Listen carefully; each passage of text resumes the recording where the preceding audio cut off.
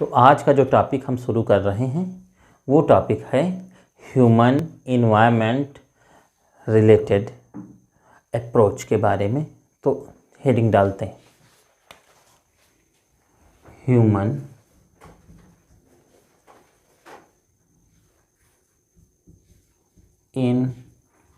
Environment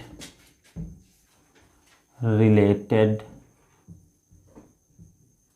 approach. मानव पर्यावरण संबंधी अवधारणा।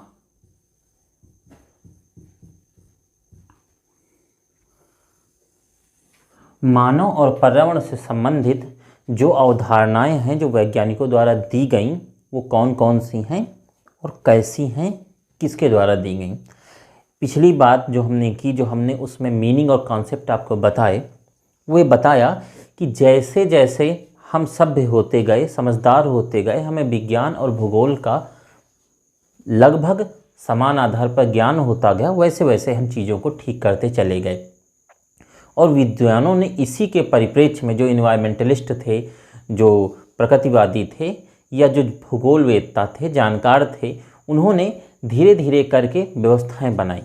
तो पहली जो अवधारणा है वो बहुत फेमस और अच्छी अवधारणा है कार्ल रिटर की। तो पहली हेडिंग डाल देंगे नियतिवादी अवधारणा। नियतिवादी अवधारणा, या हम कहें इसको डिटरमिनिज्म अप्रोच। डिटरमिनिज्म अप्रोच पहला। देखो, ये 94 में सिविल एग्जाम में पूछा जा चुका क्वेश्चन है कि नियतिवादी अवधारणा निम्न में से किसने दी। और सीटेट एग्जाम, टेट एग्जाम, किसी भी स्टेट के पीसीएस परीक्षा आप दे रहे हों या उनमें मोस्टली पूछ लिया जाता है, या स्नातक स्तरीय में भी ये क्वेश्चन आ जाते हैं। अब जहाँ बात आई कि नियतिवादी, पहली बात है नियतिवादी अवधारणा किसने दी, तो आप तुरंत यहाँ आंसर देते हैं कार्ल रिटर। अब कार्ल रिटर अगर एग्जाम में नहीं मिलता, कार्ल रिटर ने ही सबसे पहले नियतिवादी अवधारणा दी थी। अवधारणा क्या है वो भी क्लियर करेंगे। सबसे पहले अवधारणा कार्ल रिटर ने दी, और इनके साथ एक और व्यक्ति ने बाद में दी, उनका नाम है हमबोल्ट। सही है, तो ये भी नाम नहीं भूलना। कौन सा नाम? हमबोल्ट। तो ये दो नाम, कार्ल रिटर और हमबोल्ट। अब बात आई कि व्हाट इज डिटरमिनिज्म, क्या है नियतिवादी अवधारणा, इसका रियल फैक्ट क्या है। तो पिछले क्लास में ये बात हुई थी कि मनुष्य भौतिक है, सामाजिक हुआ, आर्थिक हुआ और फिर आधुनिक मनुष्य हुआ जो प्रकृति का क्या है, विध्वंसक है। और आधुनिक मनुष्य जो है कोई और नहीं, ये हम हैं, ये आप हैं। कि जो इस मनुष्य ने गाड़ी चलाई, सबसे ज़्यादा प्रदूषण तो वाहन चलाने में ही होता, संचार में ही सबसे ज़्यादा जो है प्रदूषण हो रहा। दूसरे नंबर पर उद्योग है, जहाँ से भारी मात्रा में चीज़ें बन करके हमारे लिए निर्माण और विनिर्माण होकर आते हैं। अब यह अवधारणा कार्ल रिटर ने दी। इन्होंने एक सही बात बताई। इन्होंने कहा, याद रखना, कहा क्या कि मानव प्रकृति का तत्व है। क्या है? तत्व है। Human is a element of nature, कि मनुष्य प्रकृति का तत्व है। या आप ये भी कह सकते हैं human is a factor of nature, कि मनुष्य एक कारक है। तो यह बात तत्ववादी अवधारणा या मानव को प्रकृति का तत्व बताने का काम किया किसने? नियतिवाद ने। जरूरी नहीं नियतिवादी अवधारणा परीक्षा में लिखा, नियतिवाद का संबंध किससे? कार्ल रिटर से। उन्होंने क्या बताया कि मानव प्रकृति का तत्व है। अब दूसरी परिभाषा या दूसरा वाद कौन सा है? पहला वाद है नियतिवाद, दूसरा वाद कौन सा है? उसको कहते हैं संभववादी अवधारणा। संभववादी धारणा। देखो, ये अप्रोचेज या अवधारणा सबसे पहले बताने के पीछे हमारा उद्देश्य कुछ और नहीं है कि आपके पास पूरे विषय की विशद जानकारी यदि नहीं है, आपको कॉन्सेप्ट पूरा क्लियर नहीं है, तो आप एग्ज़ाम में उतना अच्छा कर नहीं पाएंगे जितना अच्छा आपके सामने का दूसरा व्यक्ति कर रहा होगा, है ना। तो मेरा ये उद्देश्य रहेगा कि कुछ भी छूटेगा नहीं आपका, है ना, सब पूरा होगा एकदम। और पिछला वाला वीडियो भी देखा होगा, वो भी सही था। अब संभववादी अवधारणा को कहते हैं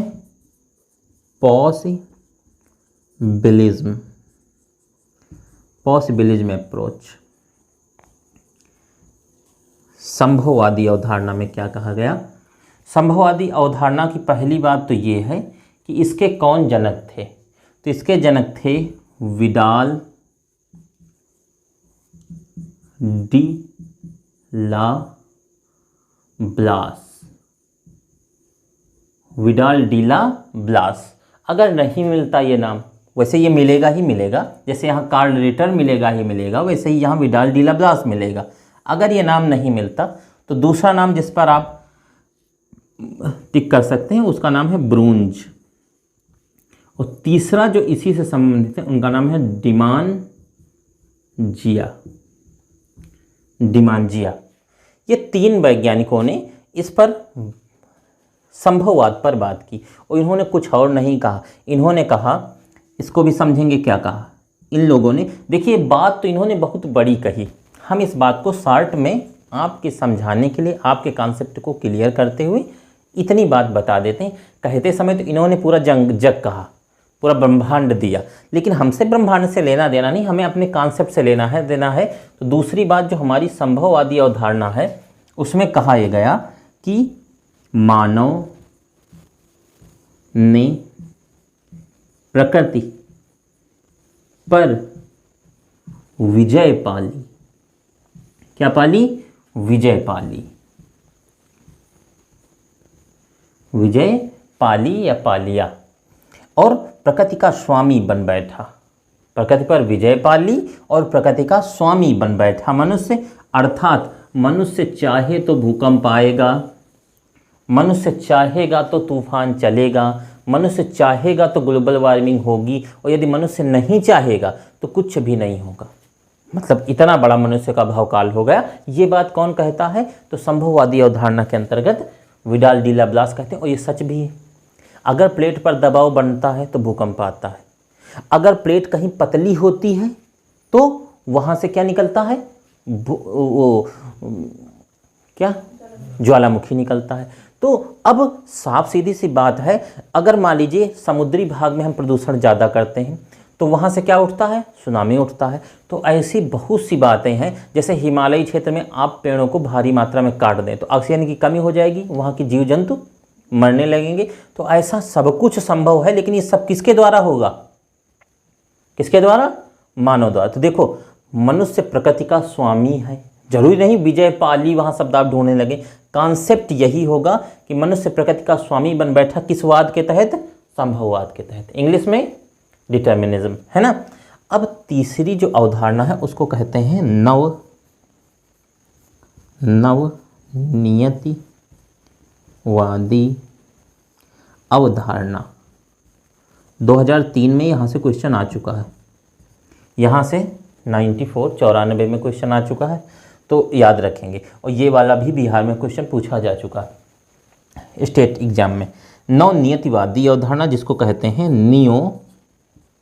नियो डिटरमिनिज्म अप्रोच। नवनियतिवादी अवधारणा तीसरा है आपका। ठीक, यहाँ ये तीन आपके सामने हो गए। अब ये मिलाकर, पहला नियतिवादी था, इसके जनक कार्ल रिटर थे। तो नवनियतिवाद के जनक कौन होंगे? तो उनका नाम है ग्रिफिथ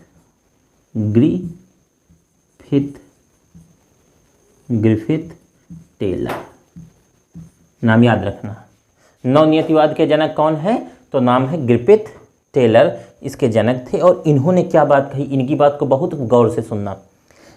शायद हम ये बात का जिक्र पहले कर भी चुके हैं कि सस्टेनेबल डेवलपमेंट, क्या बात? सस्टेनेबल डेवलपमेंट, जिसको कहते हैं धारणीय विकास, सतत विकास, टिकाऊ विकास, ये शब्द इस समय बहुत चलन में है। इसको लेकर के उत्तर प्रदेश सरकार हो, हिमाचल प्रदेश की सरकार हो, राजस्थान की सरकार हो, ये बहुत सजग हैं। पूरा देश ही सजग है कि ज़्यादा से ज़्यादा मात्रा में पौधरोपण हो रहा है। पर्यावरण दिवस को भारत सरकार बड़े पैमाने पर मना रही है और एजुकेशन में भी इन्वायरमेंट को जगह इसीलिए प्रॉपर्ली दी गई कि इन्होंने कौन सा थॉट दिया था, तो इन्होंने दिया था सतत एवं टिकाऊ विकास या सतत विकास, इसको ही सस्टेनेबल डेवलपमेंट कहते हैं। सस्टेनेबल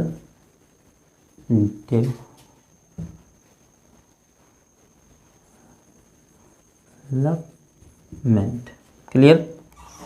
सतत विकास की अवधारणा किस सिद्धांत के द्वारा दी गई? सतत विकास की अवधारणा किस वाद के अंतर्गत है? तो नवनियतिवाद। किसके अंतर्गत? अगर आज सतत विकास की अवधारणा सबसे पहले देने वाले वैज्ञानिक ग्रिफिथ, टेलर, और संभववादी तो विडाल डिला ब्लास, नियतिवादी कार्ल रिटर। तो ये नाम याद कर लेने हैं आपको और किस किस ने दिया। तो एक बार पुनः ये नाम देख लेते हैं, फिर हम मिटाएं आगे बढ़ेंगे। देखो, पहला नाम आपके सामने है कार्ल रिटर, ठीक, जिन्होंने नियतिवाद का जन्म दिया। दूसरी, संभववाद में पहला नाम विडाल डिला ब्लास ही याद रखना, मोस्टली एग्जाम में ही फंस जाना है। और नवनियतिवादी अवधारणा किसने दी? तो ग्रिफिथ, टेलर ने दी, ठीक। पहले में पुनः देखो कि नियतिवादी अवधारणा मानव को प्रकृति का तत्व माना है, एलिमेंट ऑफ नेचर। दूसरे में मनुष्य ने प्रकृति पर विजय पा ली है, क्लियर, स्वामी बन बैठा है। और तीसरे में नवनियतिवादी अवधारणा में एक शब्द ही याद रखना है सीधे, सतत विकास, सस्टेनेबल डेवलपमेंट। अगली हेडिंग डाल दो और इसको मिटा देते हैं। अगली हेडिंग है कृतिवाद।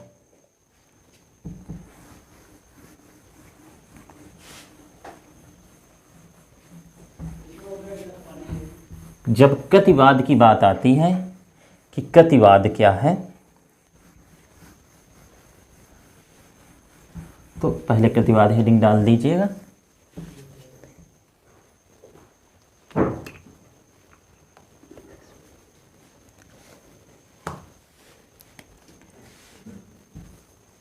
कृतिवाद, इसको बोलते हैं वॉलंटरिज्म।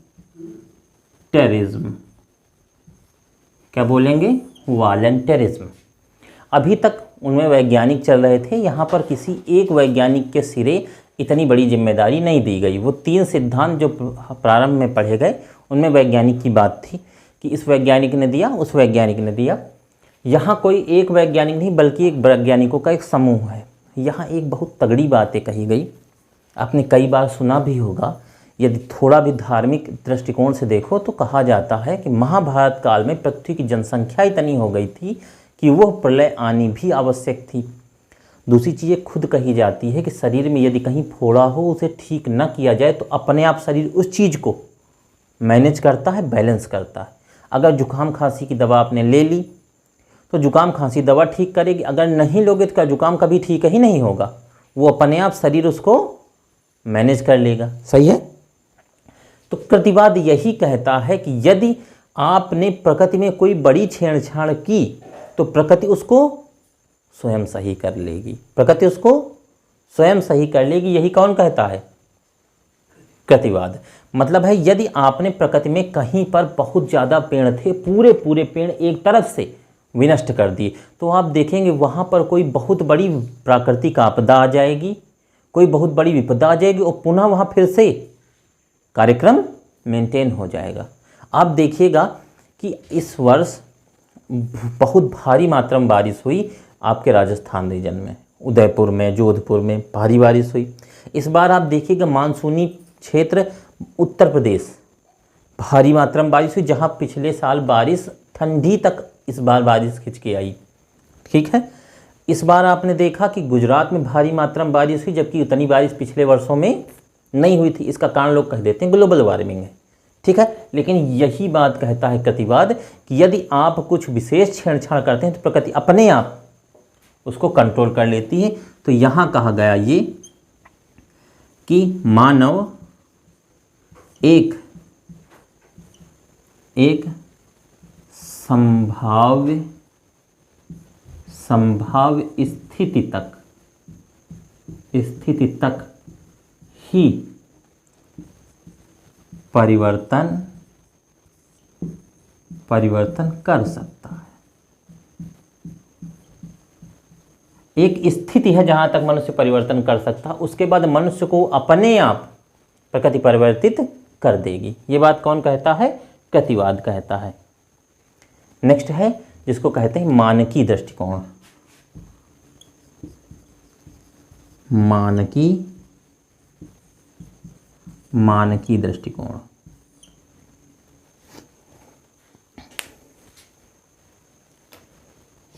मानकी दृष्टिकोण। अब देखो, मानकी दृष्टिकोण इसको कहते हैं नॉर्मेटिव अप्रोच। क्या कहा जाता है? Normative approach. कृतिवाद को भी ऐसे बंद कर लो। ये कृतिवाद रहा, ये आपका मानकी दृष्टिकोण या मानकी वाद कह लें, कोई अलग बात नहीं, और इंग्लिश में नॉर्मेटिव अप्रोच। अब देखो, मानकी दृष्टिकोण बड़ी अच्छी बात कहता है, जैसे आपने पढ़ा भी होगा, नहीं पढ़ा तो जान लो कि समस्त प्राणी, चाहे मच्छर हो या मनुष्य हो, ये सभी आपस में एक दूसरे से इंटरकनेक्टेड है, मतलब अंतर संबंधित हैं। कैसे संबंधित हैं? अंतर संबंधित है। हर प्राणी, चाहे पेड़ हो, चाहे नीम का पेड़ हो, बरगद का पेड़ हो, आपस में जुड़े हैं। और नीम का पेड़ हो चाहे भैंस हो, आपस में जुड़े हो। चाहे नीम का पेड़ हो, भैंस हो, हम हो, मतलब प्रकृति का हर प्राणी, चाहे वो पादप हो चाहे वो जंतु हो, सभी आपस में जुड़े हुए हैं। तो जो सब जुड़े हुए हैं, इनकी जो बात ये करता है वो कौन करता है? नॉर्मेटिव अप्रोच करता है, अर्थात मानकीवाद करता है। मतलब ये अंतर संबंध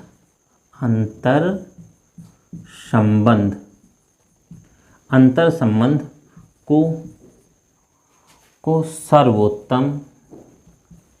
सर्वोच्च एवं आदर्श मानता है। Means superior and idol.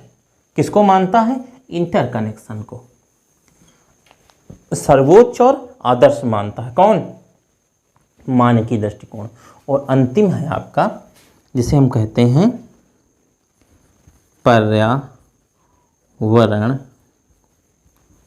पर्यावरणवादी दृष्टिकोण। क्लियर?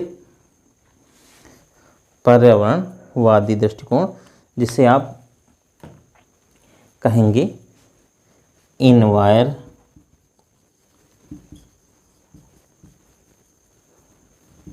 environmental approach।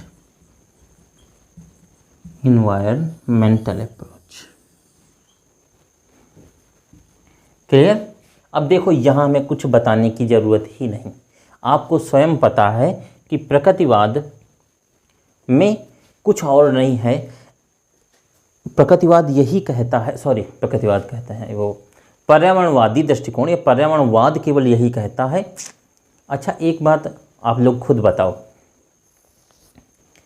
चींटी और हाथी प्रकृति के आधार पर कौन बड़ा कौन छोटा? पर्यावरण के आधार पर कौन बड़ा कौन छोटा? बोथ आर इक्वल, है ना? मैं बोलूँ mosquito and lion, who is greater than to another person in environment, मतलब कौन सा ऐसा प्राणी है जो दूसरे प्राणी से पर्यावरण के आधार पर बड़ा?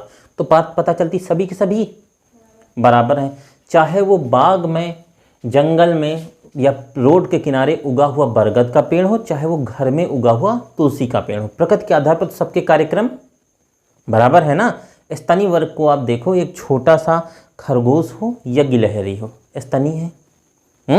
और चाहे आप बहुत बड़ी व्हेल ले लो या हाथी ले लो, स्तनी है ना। तो प्रकृति के आधार पर, पर्यावरण के आधार पर सभी एक दूसरे के बराबर है। Means every particle who live on the earth only a component of the environment और नेचर, मतलब हर चीज केवल इसका एक क्या है? घटक है। क्या है? घटक है, केवल कंपोनेंट है। ये बात कौन बताता है? कौन बताता है? पर्यावरणवाद बताता है। मतलब मनुष्य अर्थात मानव प्रकृति का घटक है। मानव प्रकृति का घटक है। ओके, यहाँ क्या है? एक संभाव्य स्थिति तक ही परिवर्तन हो सकता है। ये बात यहाँ पहले वाले में पकड़नी है, ठीक। और दूसरे वाले में क्या पकड़नी है? सर्वोच्च एवं आदर्श अंतर संबंध है। और तीसरा वाला जो लिखा है, जिसको हम पर्यावरण बोलते हैं, क्या है? मानव प्रकृति का एक घटक है। क्लियर? ये भी तीनों बातें आप लोगों को समझ में आ गई। अच्छा, एक छोटी सी बात, यहाँ लिखा मानव प्रकृति का घटक है, तो बिल्ली प्रकृति का क्या है? घटक है। कुत्ता प्रकृति का घटक है ना, चींटी प्रकृति का घटक। तो कुछ भी हो, सबके सब घटक है। मतलब अब सुनो, क्वेश्चन सुन लो, चाहे आपके सिविल एग्जाम की बात हो, चाहे आपके किसी भी टीचर एबिलिटी टेस्ट का बात हो, नेट हो, सेट हो, है ना, सीटेट हो, टेट हो, वहाँ केवल इतना पूछेंगे कि मनुष्य और चींटी को, मनुष्य और बकरी को यदि समान माना जाता है तो यह निम्न में से कौन सा वाद है? क्लियर? 4 ऑप्शन होंगे तो कौन सा वाद है? पर्यावरणवाद है ना। मनुष्य एक संभावित स्थिति तक ही केवल कुछ बदल सकता है, बाकी बदलना प्रकृति के हाथ में है। ये बात किसने कही है? प्रतिवाद कहता है, जिसको हम बोलते हैं वॉलंटरिज्म। क्लियर? अगर हम कह दें कि समस्त प्रकृति के प्राणी, चाहे वो उपभोक्ता हो, उत्पाद हो, प्राथमिक उपभोक्ता हो, सर्वोच्च उपभोक्ता हो, सभी एक दूसरे से इंटरकनेक्टेड हैं, तो ये बात कौन सा वाद कहता है? तो नॉर्मेटिव अप्रोच कहता है, मानकीय दृष्टिकोण कहता है। क्लियर?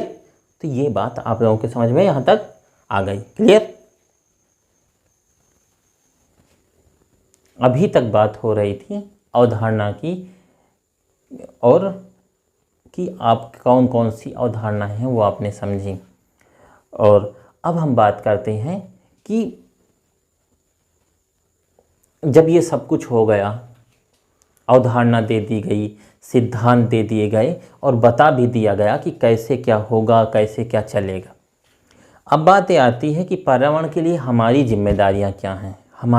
हमारी इतनी जिम्मेदारी है, पैदा होना, बड़े होना, पिज्ज़ा चाउमीन खाना, है ना, बर्गर खाना, शाम को बतासा खाना, और उसके बाद में चौड़े से शाम को रात में सो जाना, सुबह फिर उठना, कुल्ला करना और चड्ढा पहन के दिन में घूमना, है ना। ये हमारे काम नहीं है। हमारे काम ये हैं कि चड्ढा पहनने के साथ साथ हम कुछ कंट्रीब्यूशन भी करें प्रकृति के लिए, कुछ हमारी भी जिम्मेदारियां है ना। अगर हम ये समझे तो इसका मतलब हमने गिरपिट टेलर को पढ़ा, सस्टेनेबल डेवलपमेंट हमने पढ़ा, हमने कुछ जाना कि जितना ऑक्सीजन अपने ज़िंदगी में हम लेते हैं, जितना हम ऑक्सीजन लेते हैं उसके लिए हम इतनी व्यवस्था जरूर कर दें, कम से कम एक वृक्ष तो लगा ही दें। भाई पढ़ने का यही मतलब है। अगर एजुकेशन अर्थ पर नहीं आती, सारभूत नहीं होती शिक्षा, तो उसे शिक्षा मानना जाना हमारे हिसाब से उचित नहीं है। अब जब ये बात हो गई तो अब बात ये आती है कि अच्छा हम करते क्या है। तो हमारा पहला काम है, जिस दिन हमने जन्म लिया, जन्म के पहले से भी ऑक्सीजन ले रहे होते हैं, लेकिन जब जन्म लिया तो हमारी सारी व्यवस्थाएं श्वसन की शुरू हो गई। सांस लिया और सांस छोड़ा, जब लिया तो ऑक्सीजन गई, फेफड़े फूले, जब सांस छोड़ी तो ऑक्सीजन निकल गई। यही तो काम है, इतना समझते हैं। लेकिन हमने सिर्फ ऑक्सीजन नहीं ली, प्रकृति में 100% यहाँ पर इन्वायरमेंट में जितनी भी एयर है वो सब हमने खींची और फिर हमने छोड़ी। अब मान लीजिए हम ऐसी जगह कहीं पहुँचे जहाँ टेनरी चल रही, तो जब हम वहाँ जाते हैं तो हमको क्या होता है, हमें आती है बदबू। क्या आती है? बदबू आती। बदबू हमें क्यों आई? हम बदबू तो ले नहीं रहे हैं, हम तो ऑक्सीजन लेना चाहते हैं, लेकिन बदबू अपने आप हमारी नाक में घुस गई, ही तो हुआ। अगर कहीं हम ऐसी जगह गए जहाँ पर एलपीजी गैस हमारी नाक में घुस गई, पूछा तो नहीं ना उसने कि घुसूं कि ना घुसूं, ये तो नहीं पूछा ना, अपने आप घुस गई। क्यों घुसी? कि हम जब श्वसन कर रहे होते हैं तो श्वसन में हमारे पास नासिका, श्वास नली और फेफड़े, तीन ही लोग तो हैं। तीन ही लोग मिलके। तो देखा होगा इन्वायरमेंटल में जितना एयर पॉल्यूशन है, जितनी भी वायु प्रदूषण वाली चीज़ें हैं, वो सबसे ज़्यादा इफेक्टेड करती किसको है? फेफड़े को। क्वेश्चन भी आता है कि कार्बन मोनोऑक्साइड से शरीर में किस अंग में कैंसर होता है? तो फेफड़े का कैंसर होता है ना। महानगरीय क्षेत्रों में सबसे ज़्यादा कैंसर की जो शिकायतें हो रही हैं वो फेफड़े कैंसर की होती हैं। तो किसके कारण होती हैं? वायु प्रदूषण कारण। तो अब बात समझने वाली ये है कि पहली बात हमें ये समझनी चाहिए कि वायु मंडल में वायु का, या वायु कहें या यहाँ वायु न सही रहेगा, गैस का संगठन क्या है? ऑर्गेनाइजेशन ऑफ गैसेस क्या है? ठीक, एटमॉस्फेयर में ठीक गैसेज का ऑर्गेनाइजेशन क्या है? ऑर्गेनाइजेशन ऑफ गैस,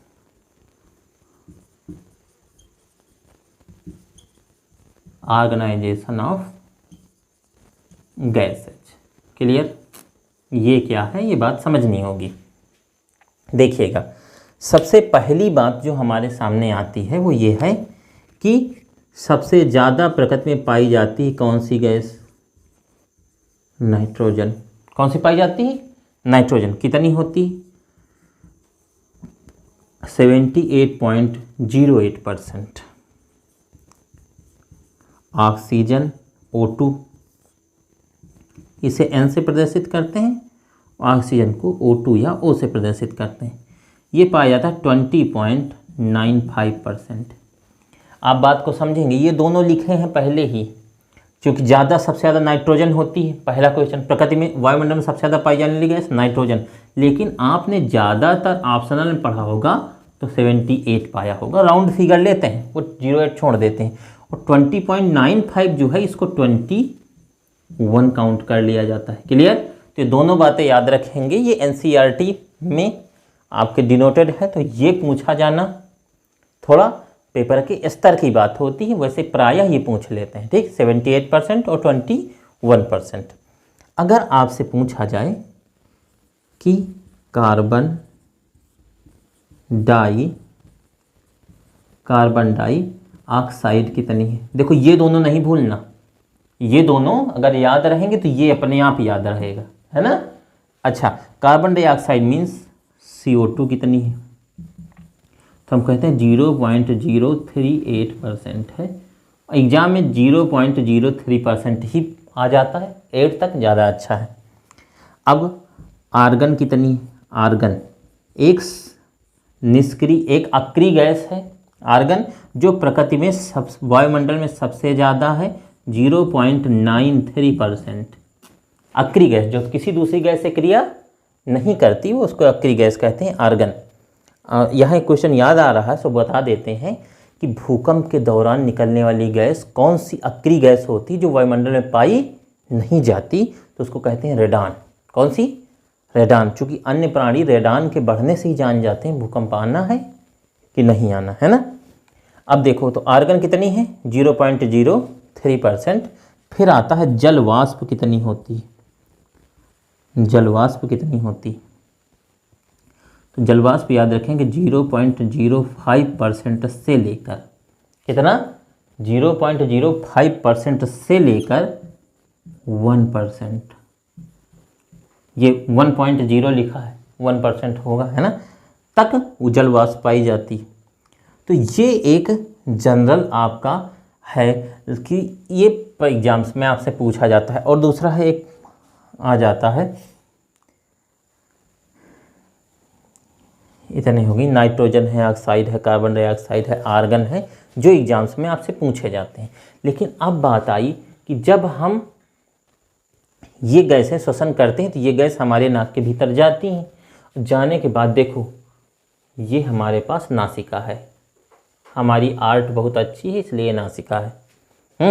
अब इससे हम क्या करेंगे? श्वसन करेंगे, और ये सारी गैसें हमारे नाक के भीतर जाएंगी। क्लियर? जब ये जाएंगी तो अब देखो, नाक से हमने श्वसन लिया और इसके बाद हम निकालेंगे, इस तरफ हम ऐसा बना लेते हैं। इस साइड जो हम लिखेंगे वो गैस होगी जो नाक में हम लेंगे नहीं, लेंगे तो यही गैसें भाई, ये जितनी गैसें हैं यही सारी यहाँ से उठती उठाती और जाएंगी कहाँ, नाक के भीतर। अब हम वो गैसें लिखेंगे जो हमारी नाक से निकलेंगी, वो यहाँ लिखेंगे। क्लियर, निकलना जरूरी है भाई। चली तो गई, अब फेफड़ा फूला पड़ा, मान लो ना निकली, फेफड़ा फट सकता। अब देखो तो अब नाइट्रोजन कितना है, राउंड फिगर की बात करेंगे 78%। और ये शरीर के अंदर क्रिया नहीं करता क्योंकि नाइट्रोजन प्राणी नहीं लेता, जंतु नहीं लेते, पादप लेता है। कौन लेता, पादप। तो यदि 78 ली तो 78 बाहर। क्लियर, शरीर में कोई उपयोग हुआ नाइट्रोजन का, नहीं हुआ। अब ऑक्सीजन कितनी ली, 21%, तो इसको निकाला कितनी, 4%, रोक ली अंदर। क्या करी, रोक ली। ना ना ना, रोकेंगे तो एक चिंधी नहीं, कुछ नहीं रोकना, रोकना ही नहीं है अंदर। जो कुछ लेना वो सब कुछ निकालना नहीं। 4% करके रोकेंगे तो आदमी हो जाएगा गुब्बारा, है तो रोक तो सकते ही नहीं।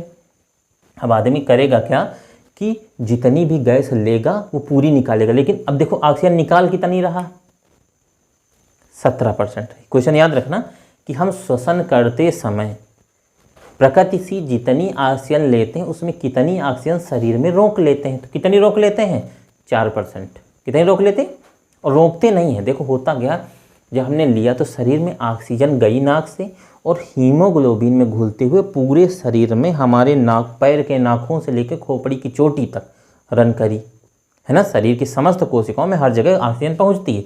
लेकिन हुआ क्या कि हमारे शरीर में कार्बन ऑलरेडी मौजूद था। कहाँ मौजूद था, हम देखिए भोजन करते हैं तो उसमें मुख्य भाग में हमारे पास होता है ग्लूकोज, जिसका रेशियो होता है CHO, कार्बन, हाइड्रोजन और ऑक्सीजन, जिसका रेशियो होता है 1:2:1। यही तो होता है C6H12O6। तो जाहिर सी बात है शरीर के अंदर उपस्थित कार्बन से जब ऑक्सीजन क्रिया करती है तो CO2 निकलती है। तो CO2 देखो 4.038% बन के निकलती है, या 3 कह लो, 0.03%। तो देखो ये 4% ये कार्बन डाइऑक्साइड हमारे श्वसन से निकलती है। सही है। तो हम श्वसन करते समय कार्बन डाइऑक्साइड कितनी निकालते हैं, मानो कितना निकलता है, 4.03%। आर्गन तो कोई बात ही नहीं, जितनी ली उतनी अक्रिय है। इसका हम ही क्या करेंगे, कौन सी क्रिया कर लेंगे। अब बात आई किसकी, जलवाष्प की। याद रखना जलवाष्प हम जितनी लेते हैं, ठंडी के दिनों में देखो हमारे मुंह से धुआं निकलता है, तो हम जितनी जलवाष्प लेंगे उसमें 0.5, क्या बोले, जितना लेंगे उसमें 0.5 बढ़ा के निकालेंगे। अब इसमें 0.5 जोड़ो तो कितना हो जाएगा, 0.55, है ना। तो 0.55, या हो सकता है ऑप्शन में 0.5 मिले, से लेकर 1.5% तक हम जलवाष्प बाहर निकालते हैं श्वसन में। सही है, ठीक। तो 0.5 बढ़ा देते हैं हम जहाँ जितनी भी ले रहे होते हैं। तो ये रही हमारी श्वसन की बात। अगर इसमें किसी भी गैस को हमने जरा सी कम कर दी या जरा सी बढ़ा दी तो हमारे जीवन के लिए प्लस प्रकृति के जीवन के लिए हमेशा से खतरा है, और खतरा आगे भी रहेगा। अब देखो हम कह रहे हैं ऑक्सीजन बड़ी अच्छी गैस है, यही तो अभी बात चल रही कि ऑक्सीजन बहुत होनी चाहिए भाई, ऑक्सीजन बड़ी ज़रूरी है, ऑक्सीजन बढ़ाओ। ऑक्सीजन नहीं बढ़ेगी तो प्रकृति के लिए समस्या, मानव जीवन के लिए समस्या, अन्य प्राणियों के लिए समस्या, पादपों के लिए समस्या, सबके लिए समस्या। लेकिन अगर ऑक्सीजन अधिक बढ़ जाए तो आग लग जाएगी, और आग कभी भी जल्दी से कंट्रोल में नहीं आएगी, क्योंकि ऑक्सीजन बढ़ने से आग की समस्याएं बढ़ जाती हैं।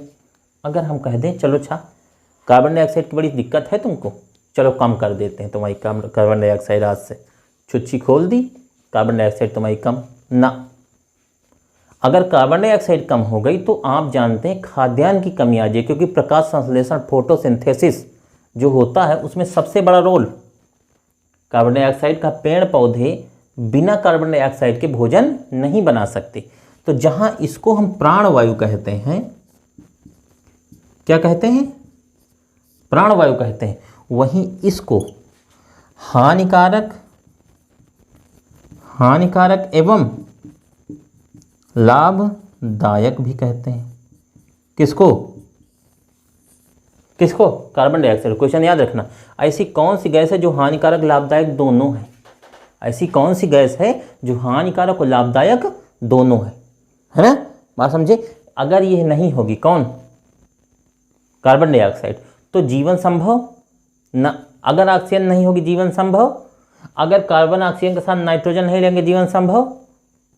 भाई हम उपयोग नहीं कर रहे हैं, लेकिन अभी हो ना, ये कल से नाइट्रोजन हटा दो कि नाइट्रोजन अब कल से नहीं रहेगी वायुमंडल में। वायुमंडल में दिक्कत आ जाएगी है या नहीं? भाई जो भी पूरा सर्कुलेटिव सिस्टम चल रहा है, पूरा सोलर सिस्टम चल रहा है कि सन से एनर्जी आएगी, अर्थ उसको एब्जॉर्व करेगा, फिर उसे रिफ्लेक्ट करेगा। ये पूरे प्रोसेस में कहीं ना कहीं कुछ ना कुछ तो रोल नाइट्रोजन प्ले कर रहा। दूसरी चीज़, उत्पादक कौन है? पेड़ पौधे। पेड़ पौधे अपना भोजन किससे बनाते हैं? नाइट्रोजन उनको जड़ों से चाहिए, है ना? अगर नहीं मिलता है तो उनके लिए समस्या आ जाती। तो अगर नाइट्रोजन प्रकृति में नहीं होगा, लेंगे कहाँ से नाइट्रिक एसिड, है ना? तो अच्छा, ये भी समस्या आ जानी। अब हम जो अगला टॉपिक आपका उठाएंगे वो होगा इन्वायरमेंटल डिग्रेडेशन एंड पॉल्यूशन, है ना? कि इनमें से अगर किसी को आप डिस्टर्ब करते हैं तो उसको कहते हैं प्रदूषण। क्या कहते हैं? भाई इसमें हमने कुछ भी मिला दिया, कार्बन कण मिला दिए, क्या हो गया? प्रदूषण। हमने इससे कुछ निकाल लिया, क्या हो गया? प्रदूषण। चाहे हम कुछ मिला दें, चाहे हम कुछ निकाल लें, दोनों दशाओं में क्या कहलाता है? प्रदूषण। ठीक है, इतनी बात समझ में आई? तो ये रही हमारी क्लास। अगले मिलते हैं अगली क्लास में।